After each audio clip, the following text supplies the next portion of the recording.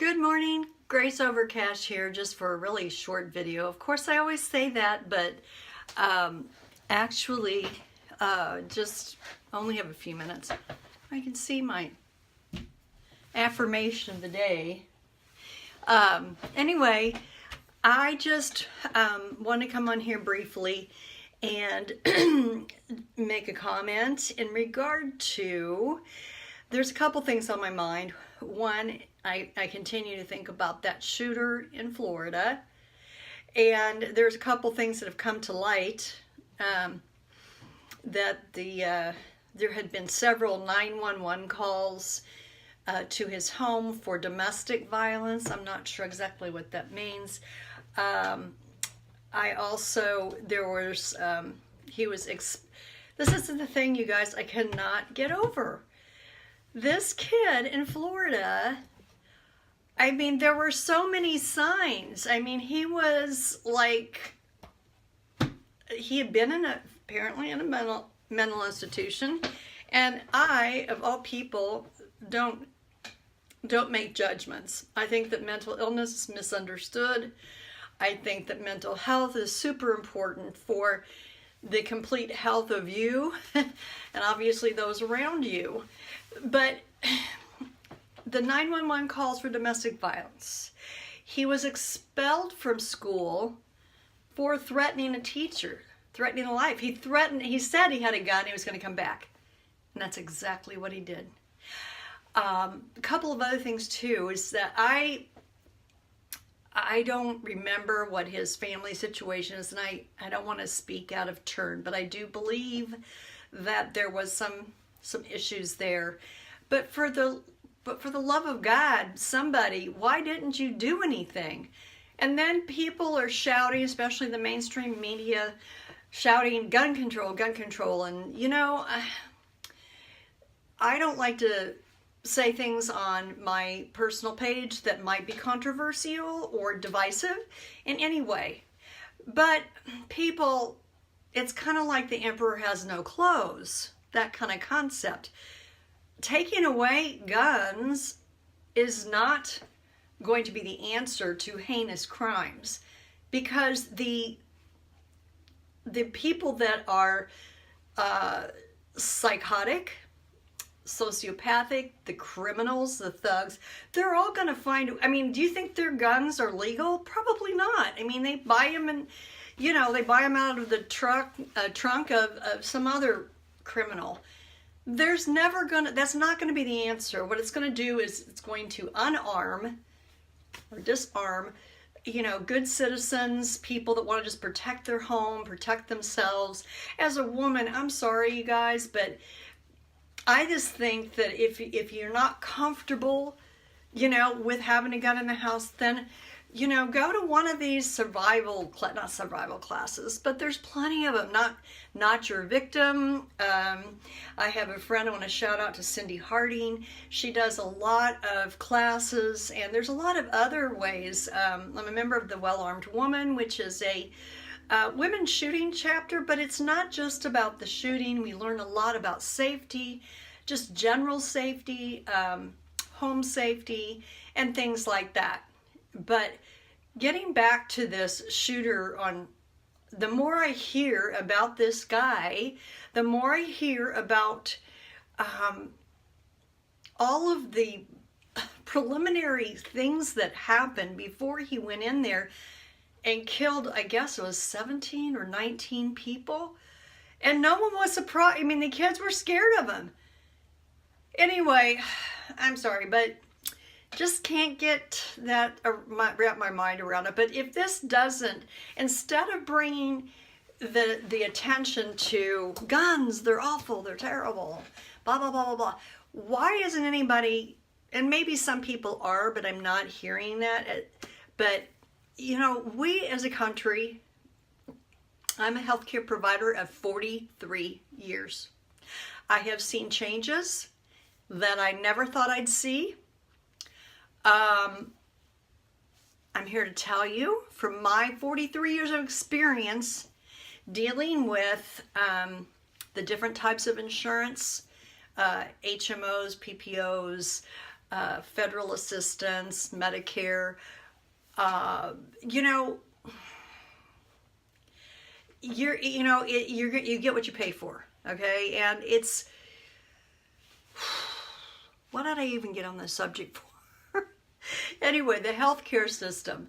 The first thing that goes in regard to health issues, like they took the gym classes out of the private, like we didn't, going to a Catholic school, we didn't have that. The first thing that they eliminate from your curriculum is usually music, art, and gym class.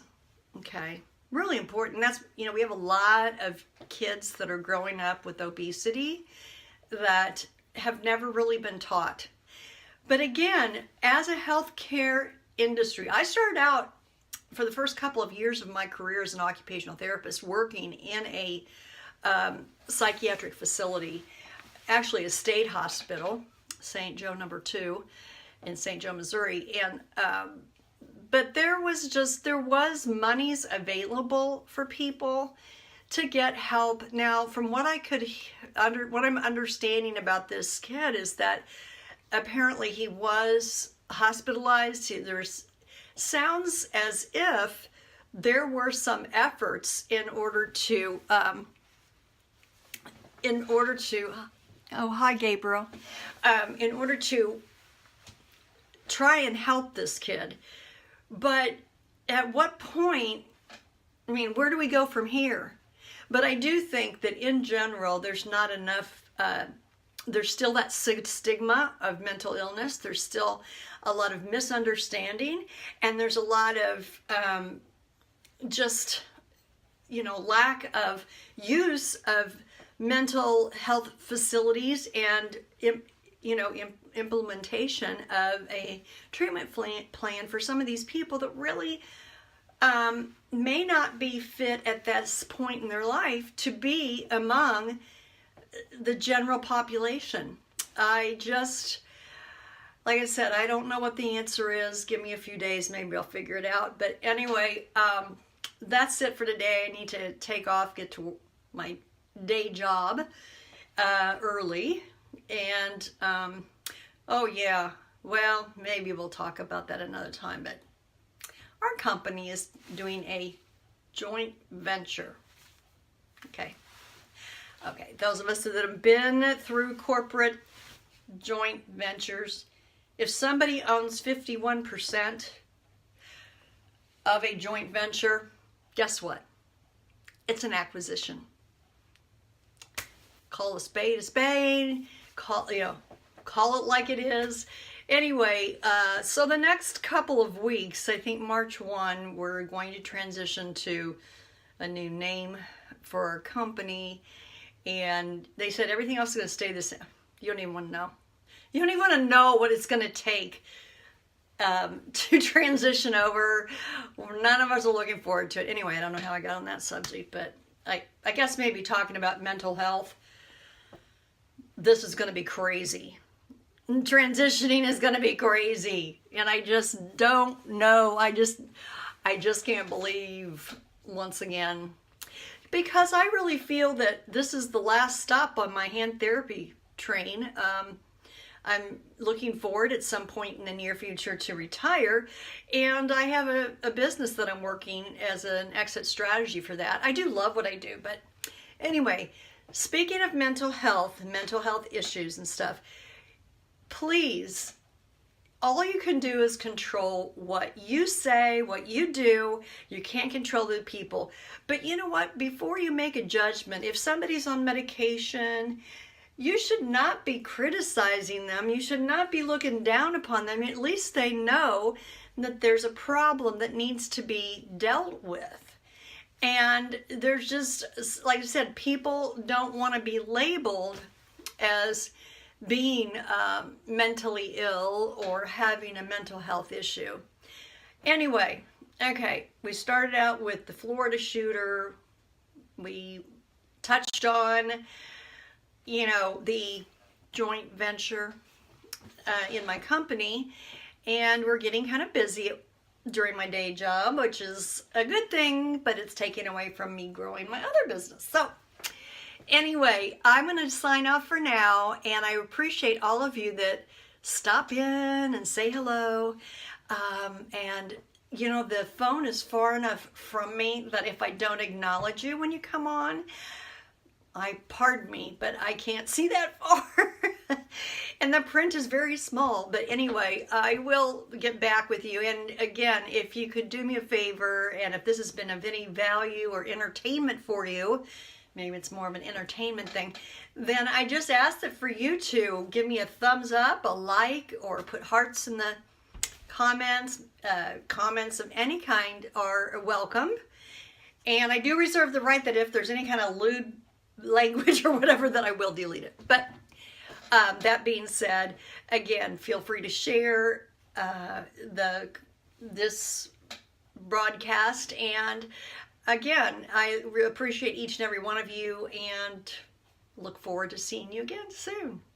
All right, Grace Over Cash signing off. Have a great day.